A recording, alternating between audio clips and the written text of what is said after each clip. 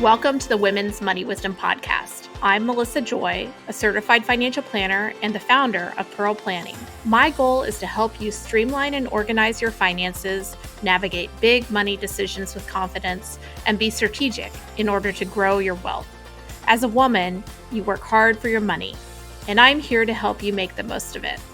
Now, let's get into the show.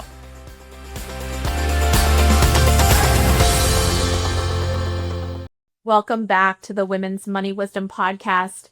If you are a regular listener, you know that something I think we need more of, that we are just missing in the world, is female personal finance authors.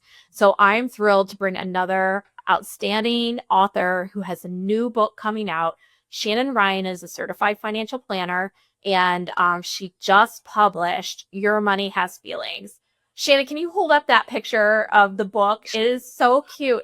If you guys can see, if you're watching on the video, it's got a crumpled up piece of $100 bill on the therapist couch. And gosh, Shannon and I are both on the same page when it comes to money has feelings, and your life with money. If you're not dealing with your emotions and the psychology of money, it just doesn't work.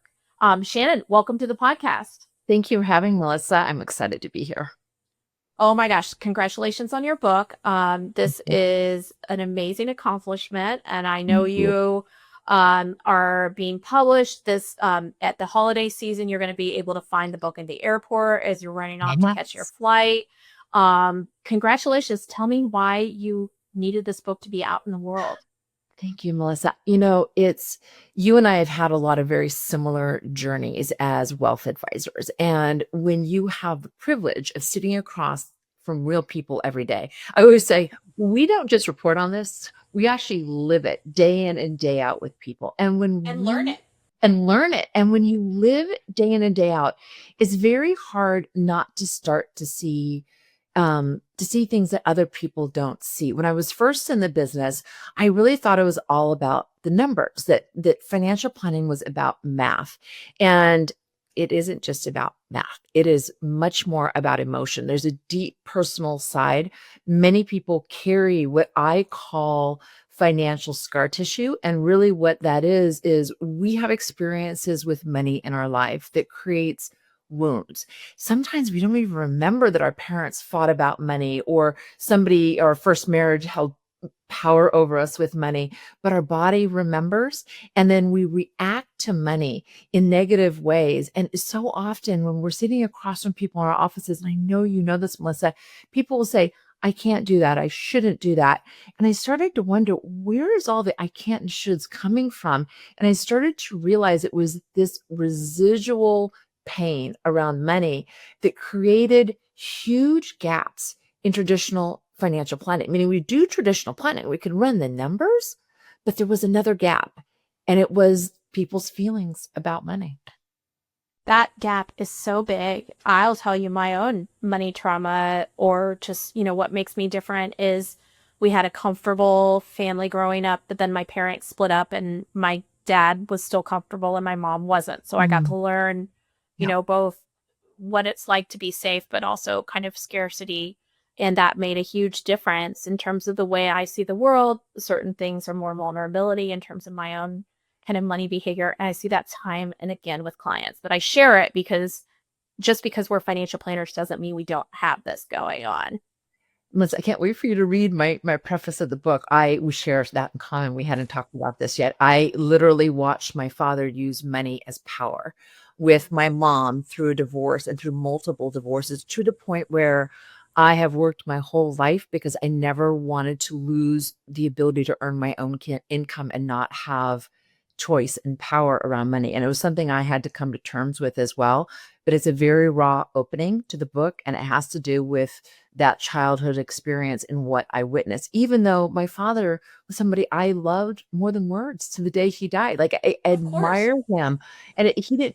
In the end, I think it was his own wounds from his parents that brought him to use money as power. He thought it was his only leverage. But to understand that, allows me to move forward in my financial journey. And so that's what I trying to help the readers do is just like what you shared. If somebody, when I did a TED talk 2 years ago, TEDx talk, and all I wanted was when people left the room, I was right before lunch, and my coach said, well, what do you want them to get, Jim? I said, I want them to walk out and tell their stories, to see why they react to money the way they do. Because once they see it, they can change that story, that bias, and they can start to align their money with their values and find financial happiness. And that's what I think I accomplished with the TEDx talk. And that's what I'm praying that I've got with this book. And I can't wait to start hearing everyone's reaction. I love it. I am thinking, just as you say this, just in the past week, I had lunch with a friend who knows what I do. You know, sometimes you find when everybody knows you're a financial planner, they think you maybe want to talk stocks with them, Yeah. which is not the case. But she was like, hey, I'm approaching retirement. She's not a client of mine. And, but here's the deal. I grew up where I observed other women losing control when they didn't have their own money. So I, was so committed to always having my own money, but now it's closer to retirement. Her husband's a little bit younger, so he's not going to retire right away. And she's like, I don't know how to do this because I'm so focused on control and money is control for me. But the ability to articulate that means you can, right? Like, because so many people are walking around with these, kind of minefields under the surface. And I mean, you and I can see, hey, there's something more we need to talk about, I feel like. But having that story, just like you said, is a superpower because then you can start setting the story aside. In some cases, you can start using the strengths of the story. There's so many opportunities when you know what's going on in your mind when it comes to money. Absolutely. And I think that's one of the keys. I think that's one of the wonderful things that I know that you and your team do, Melissa, and I is traditional finance only takes us so far, meaning that we have to be able to study and understand the behavioral finance because most people get into these biases and these patterns, and some of them are very unhealthy, and disorders around money. And I've seen, and I know you have too, because you told me, I've seen people, we always think it's people that are struggling with money. I've had people that have had tens of millions of dollars that will not buy a pair of tennis shoes that to play tennis to protect their joints. They'll not spend more than $30 on the pair of shoes. They'll risk their body because they're worried about being bag people. I mean, it could all go away tomorrow. They've got, you know, it's bag woman or syndrome. So Yeah. It's across the board. So it's not about how much you have, it's your response to money. And I laugh because I named the book Your Money Has Feelings. Money is currency, it's paper.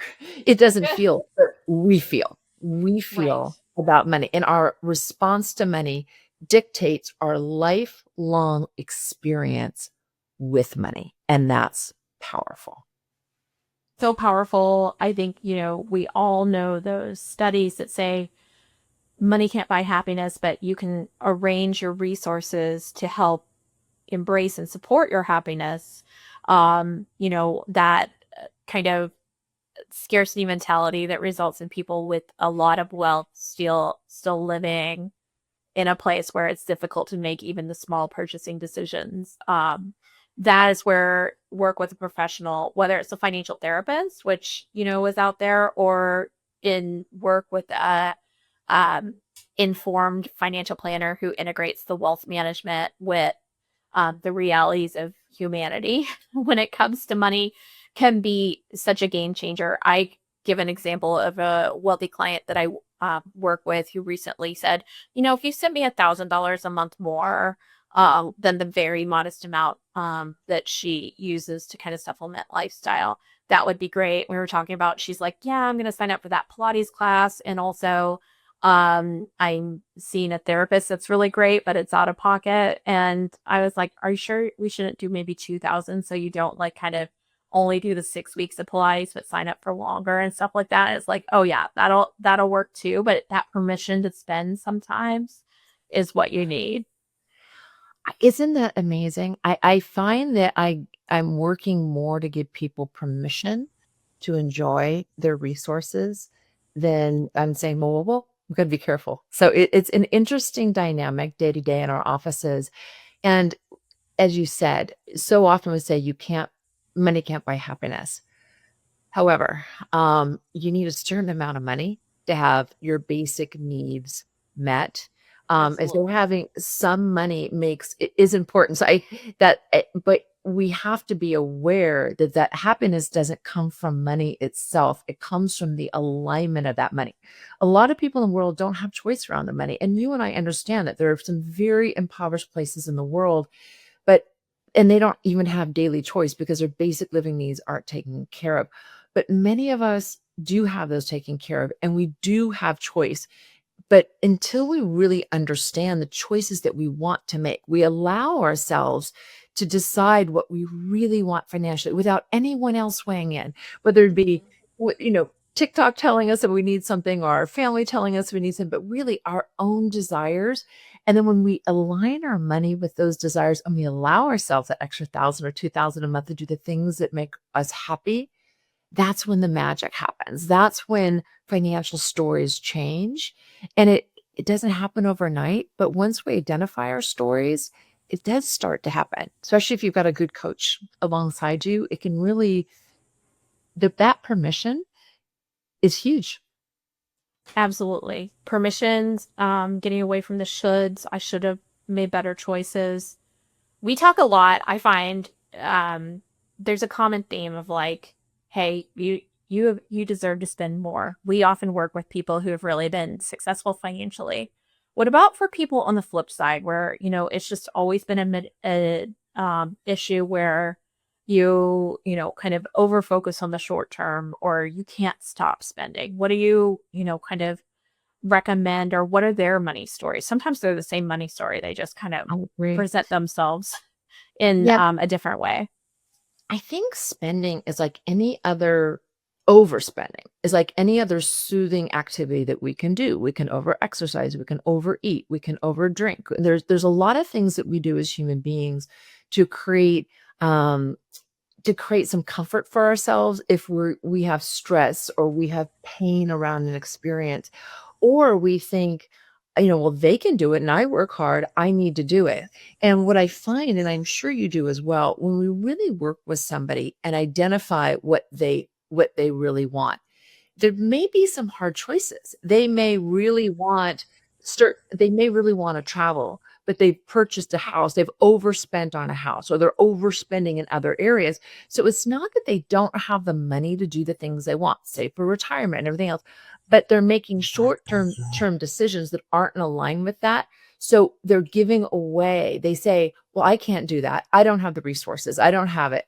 And sometimes they've literally given away their power to have the things they want because they didn't identify it. So when somebody's overspending their needs, if they really know what they want and we can help them drive down to what they really want, then we can start aligning resources. And this isn't always easy. It may be sell the house, sell the fancy leased car, get rid of the fancy leased car. If you're saying you want to travel, maybe you need a second job, or you want to retire and or have financial options at a certain age where you can work or not work that job Hmm. that you're in. So it's not that there's always an easy answer for it, but what I find is that there's typically a misalignment, and that people are getting that dopamine hit from spending, and then the back end they're like, oh, I never have enough money, I don't get to do the things that I want to do.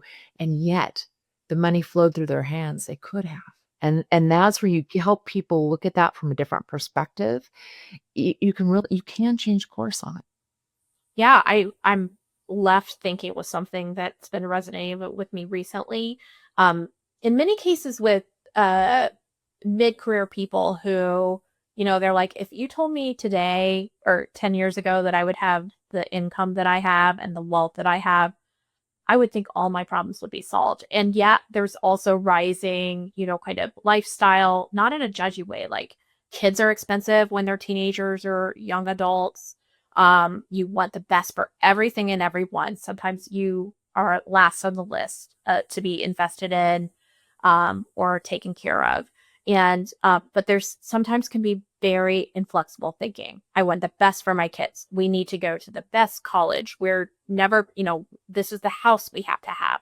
And if you can step back and say, what is that costing you when it comes to stress, anxiety, marital or relationship woes, just general lack of contentment, just like you're saying. I do think like flexible mentality to say you can have anything but not everything. What's right for right now may not always be the case. It's not always more. Sometimes we edit and say what goes off the list or is less.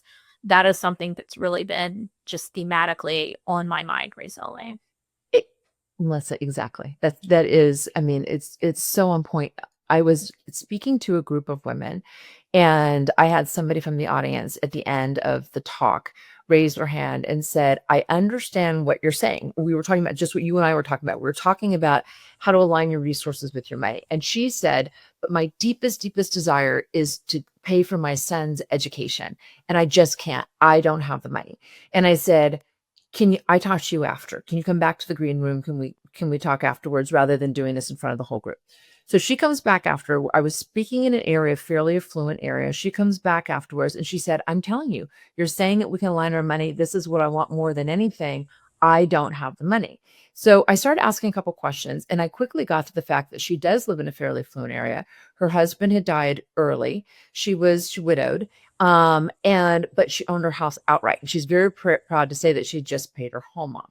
But she had some retirement savings. She was still working, but it was tight. But the house was paid off and she was so excited about it. And I said, so you're telling me that the number one goal for you is to help pay for your son's education? I said, then you can either sell a home and buy a smaller home. You can mortgage the home. You can take a mortgage against Turn the home. around and you just paid it off, but here we Yeah. go again. And she said, she goes, no.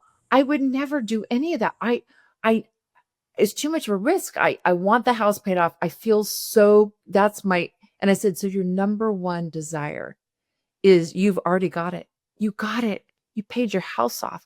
You don't have to pay for your son's entire college education.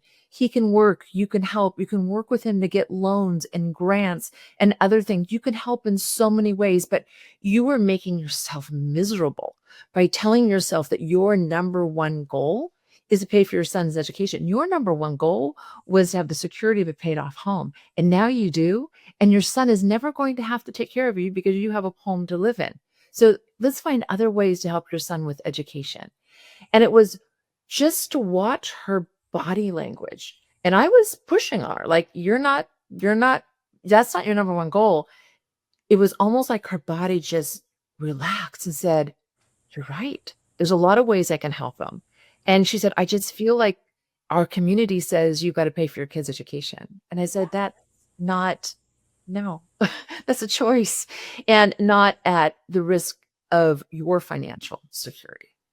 Right. And if And you had pushed and pushed and it was like, I'm paying off my house because I was told to by this, financial guru, or, that's everybody told me I need to. That's another thing. Like, so many people nowadays have interest rates that are extremely low, but they're still focused on must pay down, must pay down. And then if it had been different and she said, no, I'm serious, I would sell my house or mortgage it in order to pay for school, then, you know what? Like, do not pay your house off right now if you have a no, mortgage under 4%.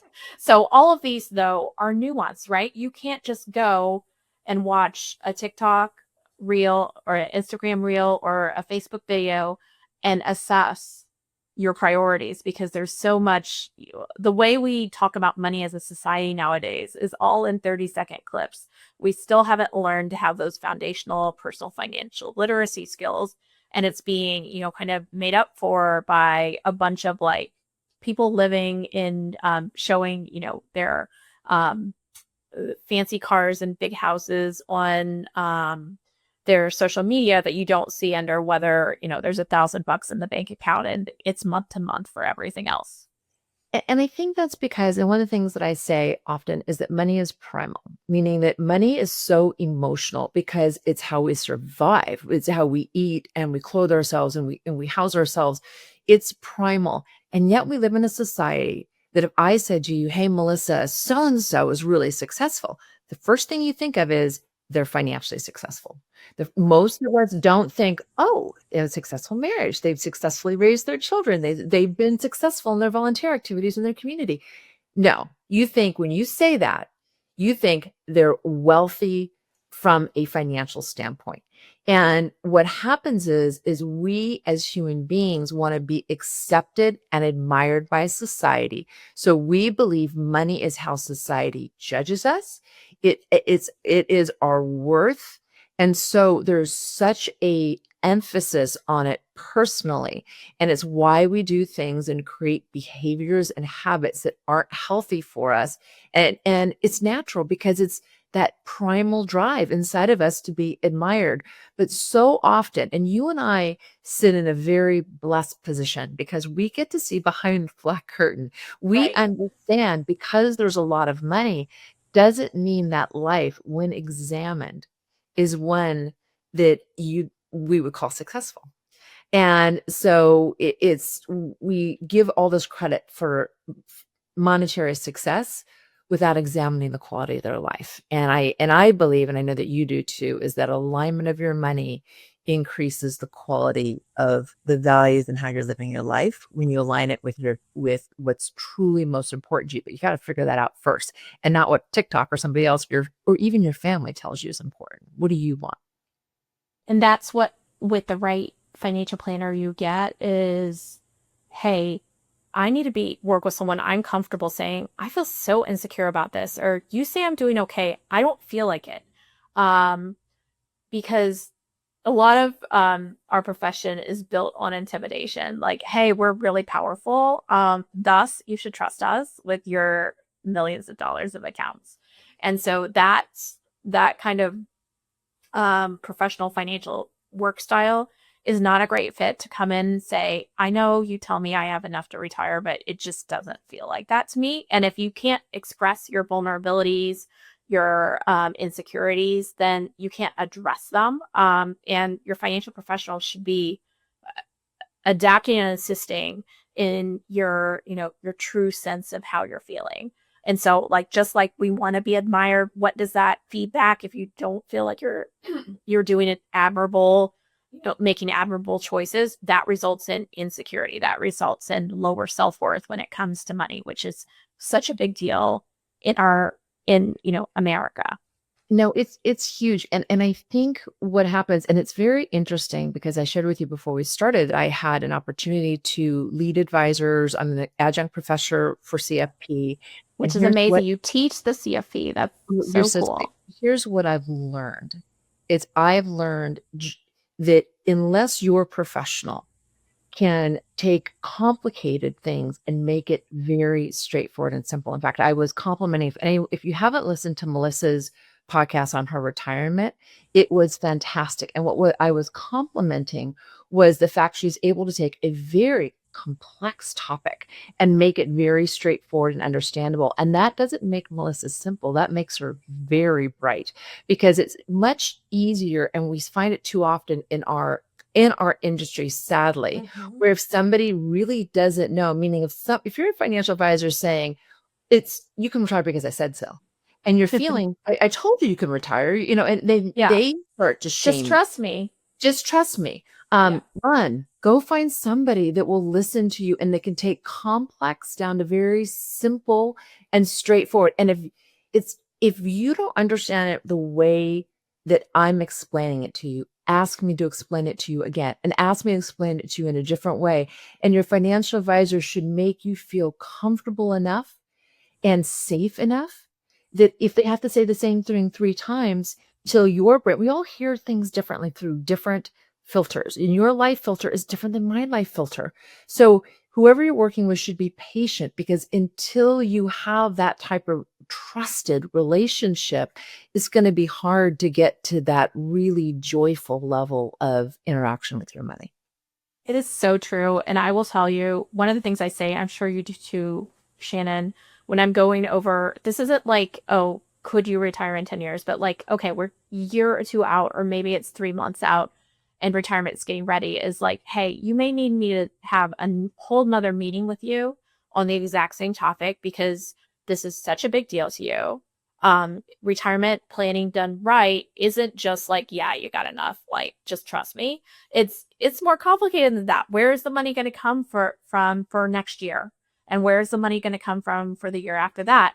And sometimes because it's such a big deal to just hear you're going to be okay, you can do this, the game plan's on, everything else is just like washes out of the room because you are like, oh my God, I'm going to be okay.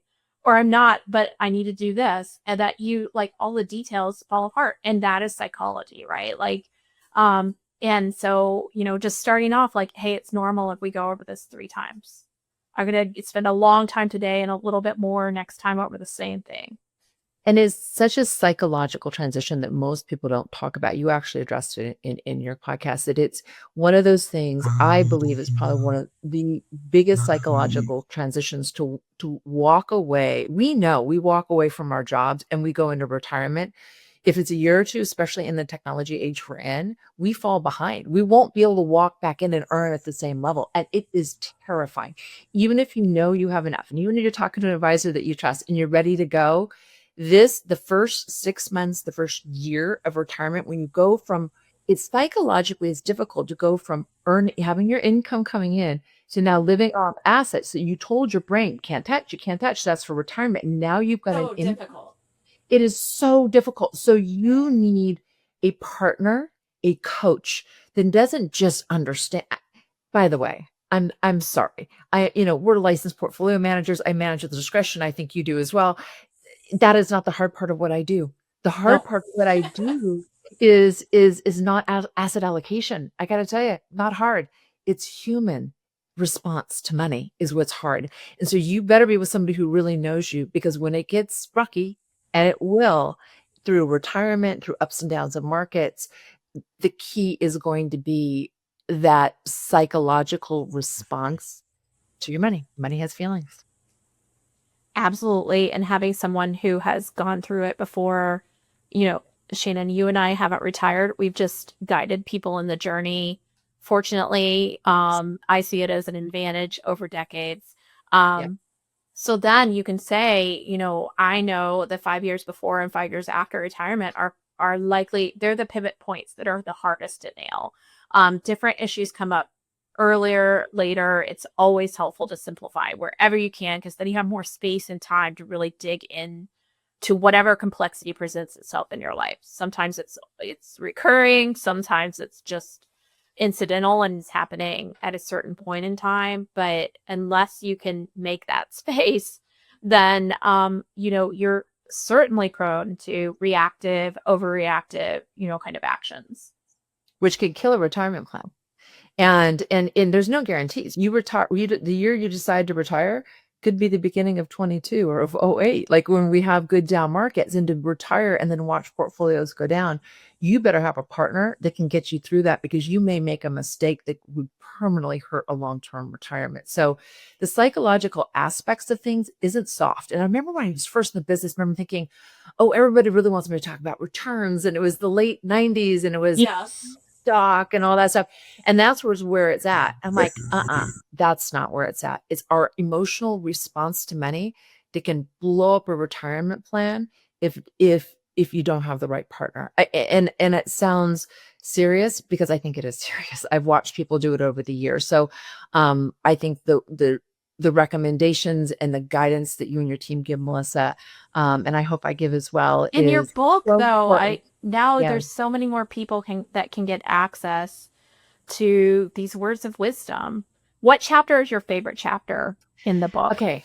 So I wrote the book, and my father, whom I lost at a young age, who I loved dearly, used to say, hey, Shannon, that was a great story. That was a great explanation. This was a great podcast. However, what's the bottom line? Narrow it down for me, because we have such short attention spans now. He said, give me the bullet points. So at the very end of the book, I wrote something called Money Smarts in honor of my father. And it's kind of like the Cliff Notes. I went through and said, chapter 1, this is what I want you to get out. Chapter 2, this is what I want you to get out. Here are the lessons. And if you want to go read the stories and the anecdotes and get the in-depth, go back and do it. But here are the life lessons that have taken decades for me to learn as a financial advisor, I'm going to give you those, as you would say, Melissa, pearls. I'm going Oh, to give love those it. to you up front. Well, that is just like a really great financial planning meeting, right? Like you can talk about feelings, you can talk about dreams and hopes, irritations, but at the end, you need a bullet pointed list of the Yep. things we're going to get done. Hopefully, some of them are off of your plate and on the advisor's plate. Yeah. So I love it that you have that summary section. I think that's the way the world works today, but that's a good thing. That's progress, that's integration. And then you can flip back when you say, I love this book, but check out that last chapter. It's a great gift for the holidays. Thank And you. we have a little independent bookshop online that supports a local bookstore here. So we're going to make sure that there's a link to that in the podcast. So you wouldn't even, if you wanted to order a few coffees for your kids or your family members or that person in your family who's just always stressed out about money, as well as for yourself, you can put that order in. Thank Shannon, you. can you give me your contact information? Of course, where to find the book, but then also, which will also be in the show notes, but then also where to find you doing the amazing work that you do. Oh, thanks, Melissa. The best place is everything's on my website. It's Shannon-Ryan, SHANNON-RYAN .com. And you can find information on the book and other writings that I've done in speaking engagements and the TED Talk. So thank you, Melissa, so much for having me today. This has been such a fun conversation. Well, I'm going to be recommending your book early and often. As I said, kudos for being a woman writing in personal finance. We need more of these voices because, it's not like we have, here's the female perspective on how to do personal finance. We all work with the same basic technical foundations of financial planning. But for, more than 50% of our population, they need to know that our voices exist. They need to know that they can speak confidently about money and feel confident about their own money. So the work that you're doing is so important, such an accomplishment, but something that I know that we need. So thank you, Shannon, for writing the book.